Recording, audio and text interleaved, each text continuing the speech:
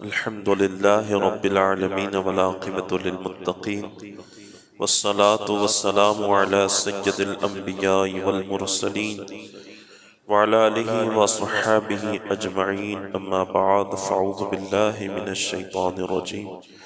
بسم الله الرحمن الرحيم إن الله وملائكته يصلون على النبي يا أيها الذين آمنوا صلوا عليه وسلموا تسليما اللهم صل على سيدنا ومولانا محمد وعلى آل سيدنا محمد كما تحب وترضى بأن تصلي عليه صلاة وسلام عليك يا رسول الله صلى الله تعالى عليه وسلم۔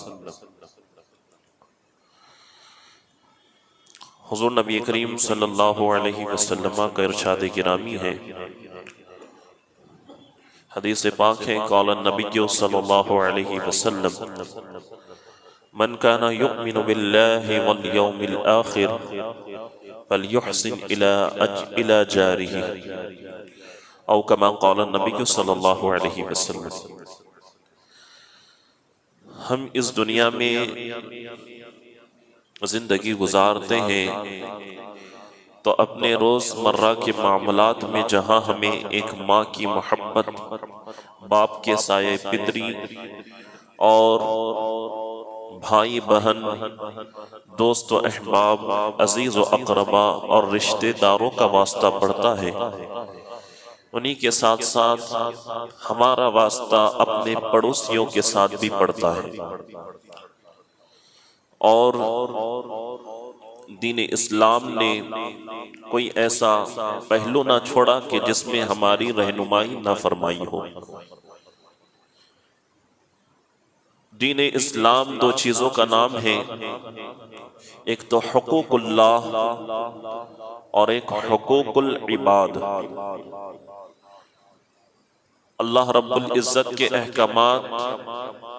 پر عمل پیرا ہوتے ہوئے اپنی زندگی گزارنا، اور ایک دوسری چیز ہے اس کی مخلوق کے ساتھ حسن سلوک اور اچھا معاملہ اور اچھا برتاؤ کرنا۔ ان دونوں چیزوں کو دین اسلام نے بڑی فوکس کیا ہے اور بڑا اس پر زور دیا ہے۔ تو یہ ہمارا پڑوسیوں کے ساتھ رویہ، ہمارا پڑوسیوں کے ساتھ سلوک اور ہمارا پڑوسیوں کے ساتھ کیسا انداز رہنا چاہیے، اسے قرآن مجید نے اور حضور اکرم صلی اللہ علیہ وسلم کی بہت سی ایسی احادیثیں ملتی ہیں کہ جس میں ہمیں یہ تعلیم فرمائی گئی کہ تمہارے بغل میں چاہے کسی بھی مذہب، کسی بھی قوم کا ماننے والا رہتا ہو اور تمہارا پڑوسی ہو تو تمہارے پڑوسی کے اوپر بھی تمہارا حق بنتا ہے۔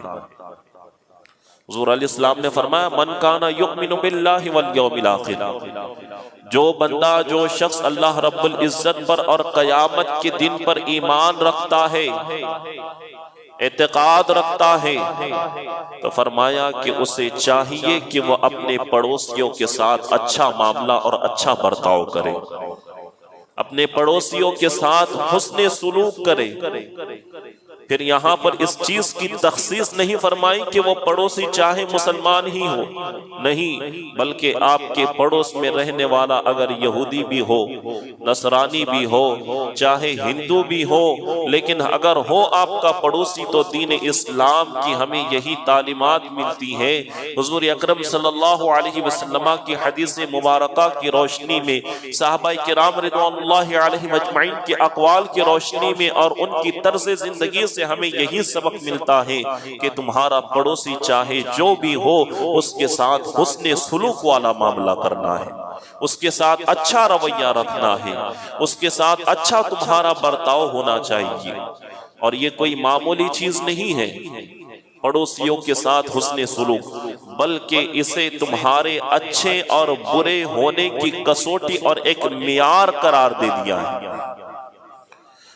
نبی پاک علیہ السلام کی حدیث مبارکہ کا مفہوم ہے، فرمایا کہ جس بندے کو اچھا یا برا جاننا ہو کہ میں کیسا ہوں، تو فرمایا کہ اگر تیرا پڑوسی تیری بھلائی اور تیری تعریف کرتا ہے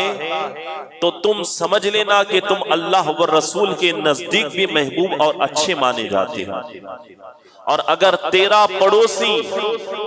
تیرے بارے میں برائی اور تیرے بارے میں اچھا گمان نہیں رکھتا ہے، تیری تکلیف کی وجہ سے، تیری تکلیف دینے کی وجہ سے، تیری حرکات و سکنات کی وجہ سے، تیری تکلیفوں کی وجہ سے وہ تیری برائی کرتا ہے،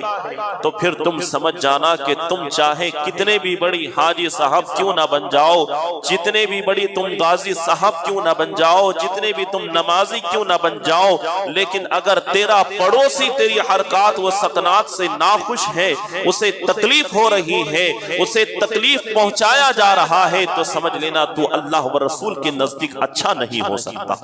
ساری دنیا کے نزدیک تو اچھا ہو سکتا ہے، لیکن اگر تیرا پڑوسی تجھ سے خوش نہیں ہے، تیرا پڑوسی تیری وجہ سے تکلیف میں ہے، تو تم چاہے زمانے بھر کی نگاہوں میں اچھے بنتے پھرو، لیکن رب رسول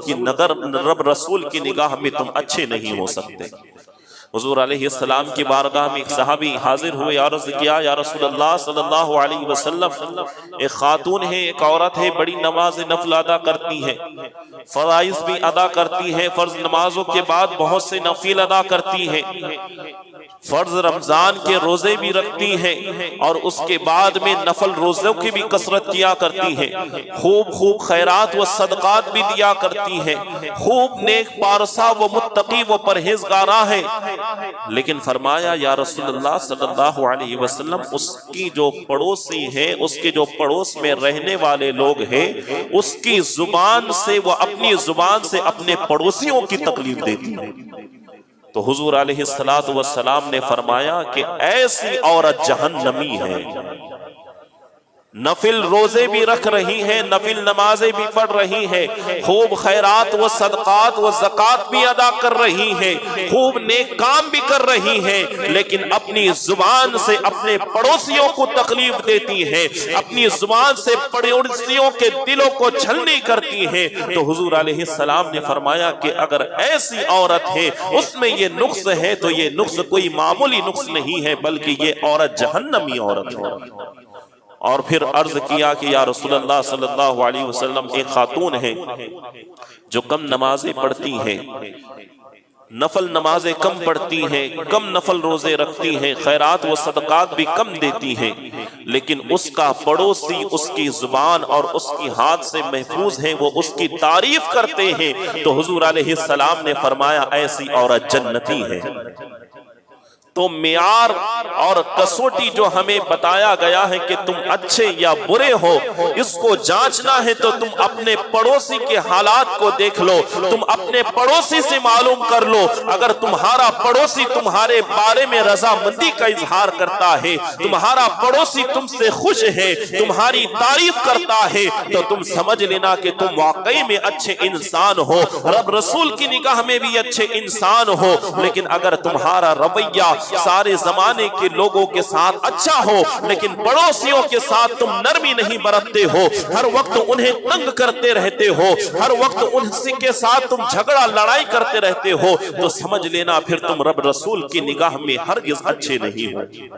تو یہ پڑوسیوں کے ساتھ حسن سلوک کرنے کا ہمیں دین اسلام یہ تعلیم بار بار تعلیم دیتی ہے۔ دین اسلام حضور علیہ السلام کے اقوال کہ تمہیں اپنے پڑوسیوں کے ساتھ کا کس طرح رویہ رکھنا ہے، تمہیں اپنے پڑوسیوں کے ساتھ کس طرح سے پیش آنا ہے۔ ایک صحابی ہے جن کا نام حضرت عبداللہ بن عمر ہے۔ کون عبداللہ بن عمر؟ حضرت عمر بن خطاب رضی اللہ تعالی عنہ کے صاحبزادے ہیں۔ حضرت عبداللہ بن عمر رضی اللہ تعالی عنہ، آپ کا یہ معمول تھا کہ جب بھی کوئی گھر میں کھانا بنتا تھا تو آپ اپنے پڑوسی کے یہاں پر ضرور کھانا بھجوایا کرتے تھے۔ ایک مرتبہ دعوت کا وقت تھا، آپ کے گھر میں بکری ذبح کی کی گئی، بکری ذبح کرنے کے بعد دعوت ہوئی، اس دعوت میں تمام لوگوں نے کھایا پیا، پھر آپ نے اپنے گھر والوں سے پوچھا کہ بتاؤ تو صحیح، تم نے دعوت کی ہے، تم نے بکری ذبح کی ہے، لیکن تم نے ہمارے پڑوسی کے یہاں پر بھی کھانا بھیجایا ہے یا نہیں بھیجایا ہے؟ گھر والوں نے عرض کیا کہ حضور نہیں، ان کے یہاں پر کھانا نہیں دیا گیا۔ تو فرمایا کیوں نہیں دیا گیا؟ ہمیشہ میں ان کے یہاں پر کھانا دیتا ہوں۔ سب سے پہلے تو انہوں نے، ان کے گھر والوں نے کہا کہ حضور وہ تو یہودی مذہب کے ماننے والے ہیں، یہودی کردار اپناتے ہیں، اور وہ کلچر کے لحاظ سے تو یہودی ہیں، لیکن ہم مسلمان ہیں، پھر ہم ان کو کیوں کر کھانا بھیجائیں؟ تو فرمایا کہ چاہے جو کچھ بھی ہو، لیکن میرے نبی کا فرمان ہے کہ تمہارے بغل میں رہنے والا یہودی و نصرانی یا کسی بھی مذہب وہ قوم کا تعلق رکھنے والا ہو، تمہیں اس کے ساتھ حسن سلوک کرنا ہے، اس کے ساتھ اچھا رویہ رکھنا ہے۔ تو حضرت عبداللہ بن عمر رضی اللہ تعالی عنہ نے سب سے پہلے اپنے گھر سے کھانا بھجوایا اور کہا کہ اس وقت تک میں کھانا نہیں کھاؤں گا جب تک کہ میرے پڑوس کے یہاں کے گھر کے لوگ کھانا نہ کھائیں۔ تو یہ صحابہ کرام اور تابعین کا کردار تھا، ان کی طرز زندگی تھی، ان کی یہ تعلیمات تھی کہ اپنے پڑوس میں جو ہے اچھے معاملات اور اچھا رویہ رکھنا چاہیے، چاہے تمہارا پڑوسی کس مذہب کا بھی ماننے والا ہو۔ حضرت امام اعظم ابو حنیفہ رضی اللہ تعالی عنہ کی وہ ذات جن کے ہم مقلد ہیں، جن کی ہم تقلید کرتے ہیں، جن کو ہم مانتے ہیں، ہم اپنا پیشوا مانتے ہیں، حضرت امام اعظم ابو حنیفہ رضی اللہ تعالی عنہ کے پڑوس میں جو ہے ایک شخص رہتا تھا، بڑا ہی شرابی کبابی تھا اور بڑا ہی رقص و سرور کا شوقین تھا، رقص و سرور کی محفلیں سجایا کرتا تھا۔ حضرت امام اعظم ابو حنیفہ رضی اللہ تعالی عنہ کو اس سے بڑی تکلیف ہوا کرتی تھی، عبادت میں بڑا خلل پڑا کرتا تھا، لیکن آپ نے کچھ نہ کہا۔ ایک مرتبہ ایسا ہوا کہ اس نے جو ہے آپ کے پڑوسی نے شراب کی محفل سجائی ہوئی تھی، لوگ بھی جمع غفیر تھے، ناچنے والی بھی آئی ہوئی تھی، تو ایک مرتبہ وہاں کے جو لوگ تھے اور وہاں کے جو لشکری تھے، لشکریوں کا گزر وہاں سے ہوا تو دیکھا کہ یہاں پر رقص و محفل کی سرور سجی ہوئی ہے، تمام لوگوں کو گرفتار کر کے لے کے چلے گئے۔ اب ہمارا اگر امام اعظم ابو حنیفہ کی جگہ اگر ہم ہوتے تو ہم تو سوچتے تھے کہ اچھا ہی ہوا، ہم سے ایک عذاب ٹل گیا، ایک پڑوسی ہمارا نکل گیا اور جیل کی سلاخوں کے پیچھے پڑ گیا جو ہمیں پریشان کیا کرتا تھا۔ لیکن حضرت امام اعظم ابو حنیفہ رضی اللہ تعالی عنہ کو مصطفیٰ جان رحمت صلی اللہ علیہ وسلم کی تعلیمات اچھی طرح یاد تھی، ساری زندگی درس رسول دیا، ساری زندگی قرآن و سنت کی بات کی، ساری زندگی فقہ کے اصول بتائے، ساری زندگی امت مسلمہ کو جو ہے دین اسلام کے احکامات کو کس طرح سے ادا کرنا ہے وہ تمام احکامات انہوں نے لکھے ہیں۔ انہوں نے حضور علیہ السلام کے فرامین کو پڑھا ہوا تھا۔ جب حضرت امام اعظم ابو حنیفہ رضی اللہ تعالی عنہ کو پتا چلا کہ میرا پڑوسی قید خانے میں بند ہو چکا ہے اور اسے گرفتار کر لیا جا چکا ہے، تو حضرت امام اعظم ابو حنیفہ اپنے گھر سے نکلتے ہیں، اپنے گھر سے نکلنے کے بعد اس آفس میں جاتے ہیں اور کہنے لگتے ہیں کہ میرا پڑوسی جو تم نے گرفتار کیا ہے اس کا جو بھی معاملہ بنتا ہے وہ میں تمہارے سپرد کرنے کے لیے تیار ہوں، لہٰذا تم اس کو چھوڑ دو اور فوراً اسے چھوڑ دو۔ حضرت امام اعظم ابو حنیفہ رضی اللہ تعالی عنہ نے خود اپنے پیسے دے کر اس پڑوسی کو چھڑایا اور قیامت تک کے لیے یہ لوگوں کو، امت مسلمہ کو یہ پیغام دے دیا، چاہے تمہارا پڑوسی کیسا بھی ہو لیکن اگر وہ مصیبت میں ہو، وہ پریشانی میں ہو، وہ تکلیف میں ہو تو پھر تمہیں آرام سے نہیں بیٹھنا چاہیے بلکہ اس کا ساتھ دینا چاہیے۔ یہ امام اعظم ابو حنیفہ رضی اللہ تعالی عنہ کی تعلیمات ہیں۔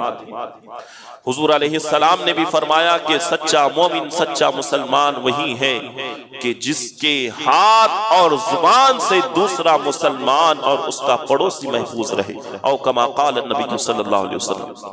یہ حضور علیہ السلام کی تعلیمات ہیں۔ حضور علیہ السلام نے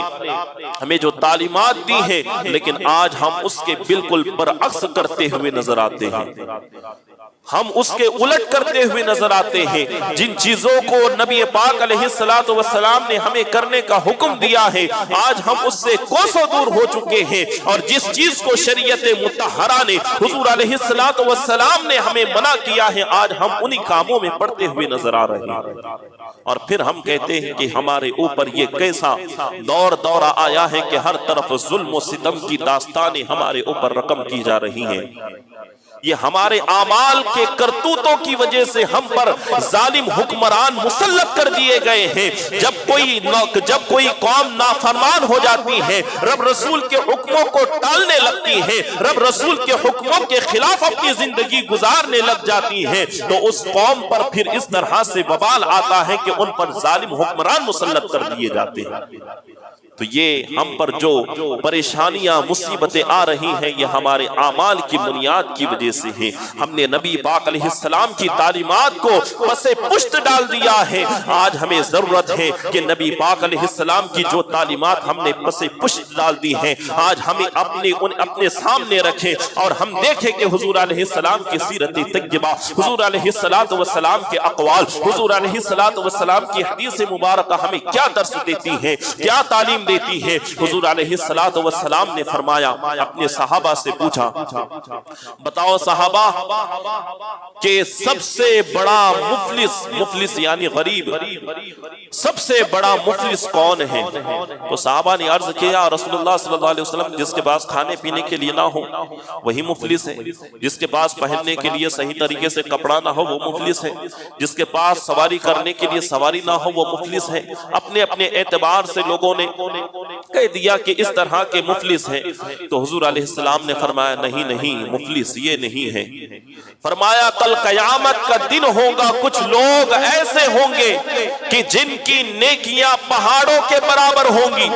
کسی کی نمازیں بہت زیادہ ہوں گی، کسی کے روزے بہت زیادہ ہوں گے، کسی کے حج و زکوٰۃ بہت زیادہ ہوں گے، بہت زیادہ صدقات و خیرات کرنے والا ہوگا،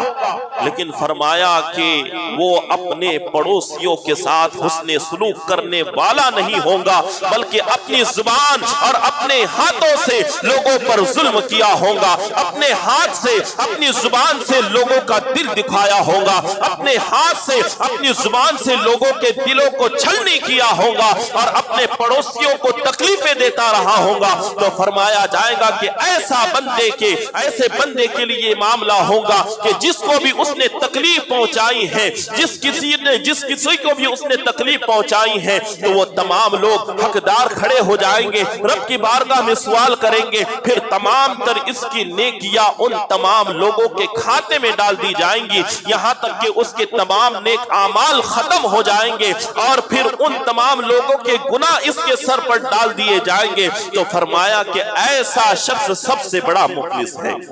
کہ جو دنیا میں تو اچھے اعمال کرتا رہا بظاہر، لیکن پڑوسیوں کے ساتھ اچھا معاملہ نہیں کرتا تھا، اپنے دوست و احباب رشتہ داروں کے ساتھ اچھا معاملہ اور اچھا سلوک نہیں رکھا کرتا تھا، تو قیامت کے دن اس کی تمام نیکیاں ان لوگوں میں بانٹ دی جائیں گے اور یہ کنگال اور حقیر ہو جائے گا۔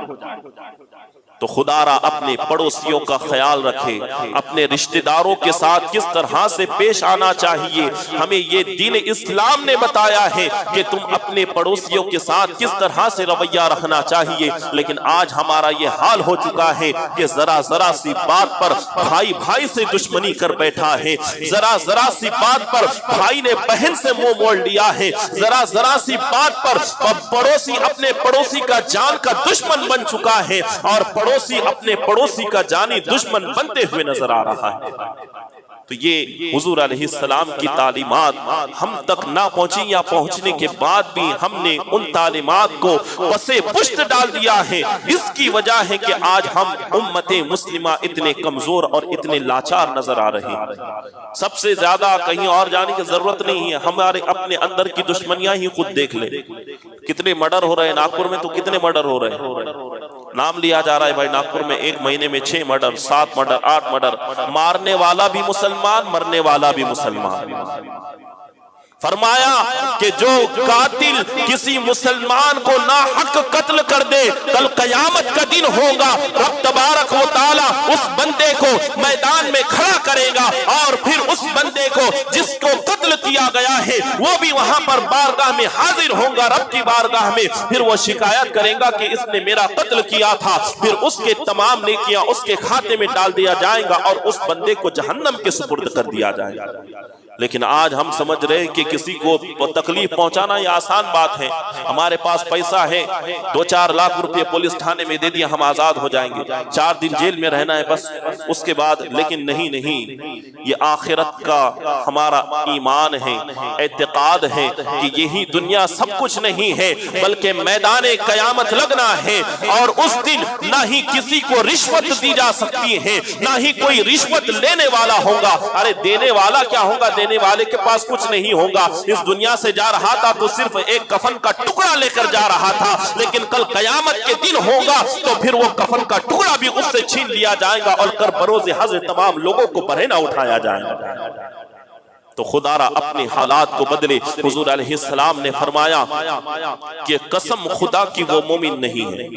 حضور علیہ السلام اگر کوئی بھی ایسا فرمان فرما دے تو ہمارے سر آنکھوں پر ہیں۔ حضور علیہ السلام کی صداقت کی باتیں تو کفار و مشرکین کیا کرتے تھے کہ یہ ایسے شخص ہیں کہ جو کبھی اپنی زبان پر انہوں نے جھوٹ نہیں لایا۔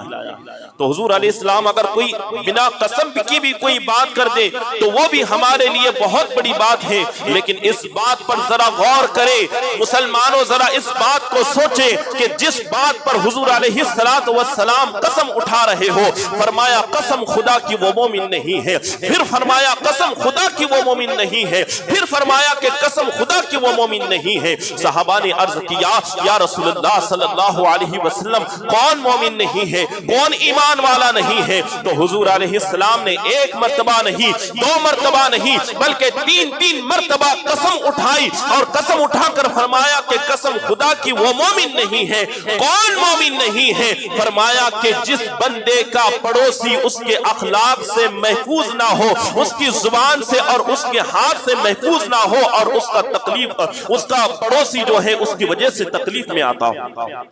اگر کسی آپ کی وجہ سے کسی پڑوسی کو تکلیف ہو رہی ہے لیکن وہ اپنی کمزوری کی وجہ سے آپ سے کہہ نہیں پا رہا ہے، تو حضور علیہ السلام نے فرمایا کہ ایسا بندہ مومن نہیں ہے، ایمان والا نہیں ہے۔ خدا را اپنے حالات پر غور کرے۔ ہم کیا کرتے ہیں کہ رات بھر لوگوں کی جاگرن ہو رہی ہے، کوئی سو رہا ہوتا ہے کسی کو خیال نہیں ہے، کوئی نوجوانوں کی ٹولی لگی ہوئی ہے، کوئی کرکٹ کھیلنے میں بزی ہے، کوئی گپ شپ میں لگا ہوا ہے، باقاعدہ برتھڈے پارٹی منائی جا رہی ہے، برتھڈے پارٹی کے نام پر جو ہے 1000 روپے خرچ کیے جا رہے ہیں، اور اس میں طرح طرح کے کیک لایا جاتا ہے، کیک کو ایک دوسرے کے اوپر پھینکا جاتا ہے، چیخ پکار ہوتی ہے، اور پھر اس سے نہ جانے کتنے لوگوں کی نیند میں ڈسٹرب ہوتا ہوگا، کتنے لوگ تکلیف میں آتے ہوں گے۔ کل قیامت کے دن یہاں تو وہ اپنی کمزوری کی وجہ سے تمہارے منہ پر نہیں آتے، تم سے بات نہیں کرتے، لیکن اگر وہی پڑوسی نے جس کی وجہ سے، تمہاری وجہ سے جس کو تکلیف پہنچی ہو، کل بروز حشر رب کی بارگاہ میں اگر تمہاری پکڑ کر لی تو تم اس وقت کیا کرو گے؟ خدا را یہ نبی پاک علیہ السلام کی تعلیمات ہرگز نہیں ہے، بلکہ اپنے پڑوسیوں کا خیال رکھے۔ رات بھر لوگ بیٹھے رہتے ہیں ادھر ادھر، انہیں ذرا بھی خیال نہیں کہ بازو میں گھر لگا ہوا ہے، کوئی بہن سو رہی ہوں گی، کسی کا ایگزام ہوگا، کسی کو فجر میں اٹھنا ہوگا، کسی کو نماز پڑھنی ہوگی، نہیں بل اپنے موبائل فل ساؤنڈ میں چلا رہے ہیں، اپنے گانے فل ساؤنڈ میں چلا رہے ہیں، چیخو پکار ہو رہی ہے، زور سے ٹھٹا بازی ہو رہی ہے، ایک دوسرے کا مذاق اڑا رہے ہیں، اور زور سے ایک دوسرے کو ماں بہن کی گالیاں دیتے ہوئے نظر آ رہے ہیں۔ تو یہ مسلمانوں کا اخلاق اور مسلمانوں کا کردار نہیں ہے، بلکہ مسلمان تو وہ ہوا کرتے ہیں کہ جنہیں دور سے دیکھ کر کفار و مشرکین بھی کہتے ہیں کہ نہیں یہ کسی اور کا ماننے والا نہیں ہے، بلکہ یہ تو غلام مصطفیٰ ہے، بلکہ یہ حضور کی تعلیمات پر عمل پیرا ہونے والا ہے، یہ سچا پکا مسلمان ہے، یہ مسلمان ہوتا ہے۔ لیکن ہم اپنے آپ کو 100 بار بار مسلمان کہہ رہے ہیں، لیکن ہمارا کردار بتا رہا ہے کہ ہمارا کردار، ہمارا رویہ اور ہماری طرز زندگی مسلمانوں کی طرح آج نہیں رہی ہے۔ خدا را اپنے کردار کو بدلے، اپنے کردار پر توجہ دے، حضور علیہ السلام کی تعلیمات کو اپنے سامنے ملحوظ رکھیں کہ حضور علیہ السلام نے ہمیں کیا تعلیمات دی ہیں، ان کی تعلیمات کے مطابق اگر ہم اس دنیا میں عمل کرتے ہیں تو فرمایا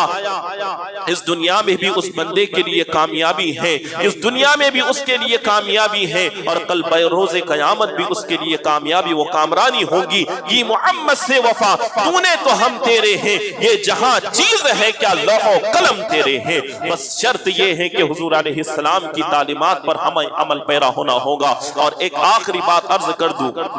موضوع سے ہٹ کر ہے لیکن بہت ضروری ہے۔ جیسا کہ سبھی کو معلوم ہوگا بھی یہ پروٹیسٹ ہر جگہ شروع ہے، ہونا بھی چاہیے، لیکن مسلمان لڑکی کو یہ زیب نہیں دیتا ہے کہ کسی ایسے پروٹیسٹ میں جائے۔ باقاعدہ مسلمان لڑکیاں نقاب پہن کر یا بنا نقاب کے جا رہی ہیں اور وہاں پر پروٹیسٹ میں کھڑی ہوئی ہیں۔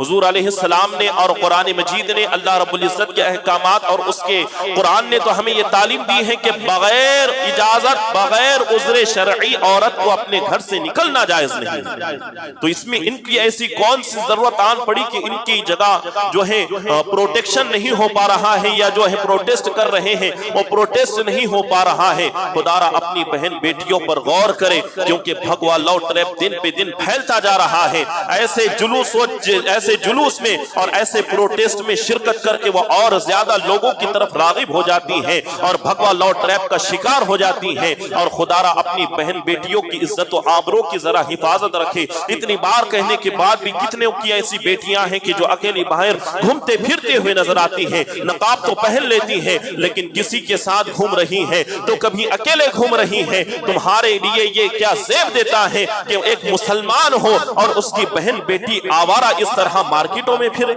خدا را اپنی بہن بیٹیوں پر توجہ دے۔ ایسا نہ ہو کہ آج تم اسے کھلی چھوٹ دے رہے ہو کہ نہیں اپنی بچی پر ہمیں پورا بھروسہ ہے۔ ارے جتنی بچیاں مرتد ہوئی ہیں، جتنی بچیاں غیروں کے بستروں پر جا چکی ہیں، تو وہ بھی انہیں بھی اپنے ماں باپ پر، ان کے ماں باپ کو بھی یہی غرور تھا کہ نہیں میری بچی ایسا نہیں کر سکتی ہے، لیکن انہوں نے ایسا قدم اٹھایا، پھر ماں کی ممتا کو بھی ٹھکرا دیا، باپ کی محنت و مشقت کو بھی ٹھکرا دیا، اور بھائی بہنوں کی محبت کو لات مار کر اپنے فراڈ عاشق کے ساتھ فرار ہو گئی۔ یہ دن آنے سے قبل ہم نے بڑے بڑے موبائل دے دیے ہیں۔ موبائل میں ایسی سیٹنگ ہے، اگر آپ چاہیں گے کہ میں اپنی بیٹی کو بڑا موبائل دے دوں، روزانہ اس کو چیک کروں، تو ایسا نہیں ہو سکتا۔ موبائل میں ایسی سیٹنگ ہے کہ وہ ایسی جگہ اپنے عاشق کا نام چھپا دیں گی، آپ سارا موبائل بھی کھنگال لیں گے پھر بھی آپ کو ملنے کا نام نہیں لے گا۔ ایک تو ایسا کیس بھی ملا ہے کہ گوگل پہ جس سے پیسے مارے جاتے ہیں، اس کے ذریعے سے ایک لڑکی چیٹنگ کر رہی تھی۔ کبھی کسی کا تصور جا سکتا ہے کہ اس کے ذریعے سے بھی چیٹنگ ہو سکتی ہے، لیکن لڑکیوں کا دماغ اس معاملے میں بہت زیادہ آگے ہے۔ خدا را اپنی بہن بیٹیوں کو کالج یونیورسٹی میں بھیج رہے ہیں تو اپنی نگہبانی خود اس کی ذمہ داری اٹھائے، نہ ہی کسی آٹو والے کے بھروسے بھیجے۔ اگر کوئی قابل اعتماد ہے پھر بھی اسے وہ چکما دے کر بھاگ جائیں گی، اس لیے خود اپنی بہن بیٹیوں کا ذمہ اٹھائے۔ اگر آنا جانا ہوتا ہے تو ہی اپنی بہن بیٹیوں کو پڑھائے، کیونکہ ایمان سے زیادہ قیمتی چیز کوئی بھی نہیں ہے۔ اگر اس بیٹی کا، بہن کا اگر ایمان چلا گیا تو پھر اس دنیا میں بھی تم پچھتاؤ گے، اور کل بروز حشر اگر اس بیٹی نے تمہاری اگر وہ مرتد ہو گئی خدا نہ خواستہ، تو کرو بروز حشر وہی بیٹی تمہارا دامن پکڑیں گی اور کہیں گی کہ میرے باپ نے میری صحیح طریقے سے تعلیم نہیں دی تھی، میرے باپ نے مجھے گھر سے باہر جانے کے لیے نہیں ٹوکا تھا، تو وہ خود بھی جہنم میں جائیں گے اور آپ کو بھی جہنم میں ساتھ لے کر جائیں گی۔ خدا را وہ وقت آنے سے پہلے اپنے بہن بیٹیوں پر توجہ دے اور ہرگز باہر نکلنے کی اجازت نہ دے۔ اللہ رب العزت کی بارگاہ میں دعا ہے کہ ہم سب کو عمل خیر کی توفیق عطا فرمائے، اور جتنی بہن بیٹیاں مرتد ہو چکی ہیں یا پھر غیروں کے چکر میں پڑ چکی ہیں، رب تبارک و تعالیٰ کی بارگاہ